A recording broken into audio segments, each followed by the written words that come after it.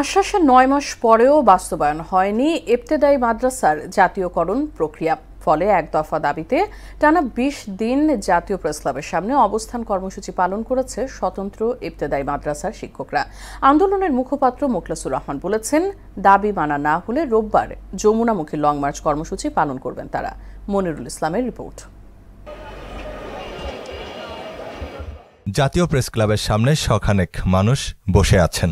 খাওয়া নেই, গোসল নেই, এমনভাবেই কাটছে টানা ২০ দিন। প্রেস ক্লাবই যেন ঘরবাড়ি তাদের, নিদ্রার জায়গা এখন এটাই। কিন্তু ঘুমে ব্যাঘাত ঘটাই চোখের নিচে কালি পড়েছে অনেকের। টাকার অভাবে দুপুরের খাবার তালিকায় থাকছে কেবল শুকনো মুড়ি। খাওয়া দাওয়া নাই, কিছু নাই, গোসল নাই, বাথরুম নাই, কিছু নাই। আমাদের বাথরুম করতে হয় অনেক দূরে গিয়ে টাকা দিয়া করে। তো আমরা তো বাড়ি থেকে আসছি সামান্য টাকা নিয়ে। এরা সবাই অনুদানভুক্ত ও অনুদানবিহীন স্বতন্ত্র ইবতেদায়ী মাদ্রাসার শিক্ষক। আন্দোলনের শুরুতে ৫ দফা দাবি থাকলেও এখন পরিণত হয়েছে জাতীয়করণ বাস্তবায়নের এক দফায়। আগে আমাদের ৫টা দাবি ছিল, এখন আমরা ৫ দফা মানি না। আমাদের এক দফা হইল জাতীয়করণ। সমাজে সংসারে কোনো জায়গায় আমরা সম্মান পাই না, যে আমরা চাকরি করি, বেতন নাই, টাকা নাই।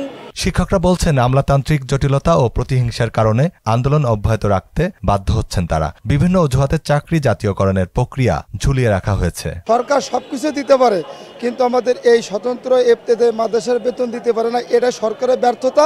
আমরা খেয়ে না খেয়ে আজকের ২০ দিন ধরে এখানে অবস্থান করতেছি, কিন্তু সরকার আমাদের কোনো কিছু সারাই দিতেছে না। জাতীয়করণের গেজেট প্রকাশ না করলে রোববার প্রেস ক্লাব থেকে যমুনা অভিমুখে লং মার্চের ঘোষণা দিয়েছেন ইবতেদায়ী মাদ্রাসা শিক্ষক আন্দোলনের মুখপাত্র। রোজ রবিবার সকাল ১১ ঘটিকার পরেই আমরা আন্দোলনরত শিক্ষকদের অবস্থান ধর্মঘট থেকে লং মার্চ টু কর্মসূচি পালন করব। আমরা দেশের সকল শিক্ষক সারা রাতে আমাদের আসতেছে। আগামীকাল কয়েক হাজার শিক্ষক নিয়ে আমাদের দাবি আদায়ের লক্ষ্যে, বাস্তবায়নের লক্ষ্যে আমরা প্রেস ক্লাব থেকে লং মার্চ টু যমুনা আমরা কর্মসূচি পালন করব। গত ২৮ জানুয়ারি শিক্ষকদের আন্দোলনের মুখে ইবতেদায়ীকে পর্যায়ক্রমে জাতীয়করণের ঘোষণা দিলেও বাস্তবায়নে কোনো অগ্রগতি দেখা যাচ্ছে না। মনিরুল ইসলাম, মোহনা সংবাদ, ঢাকা।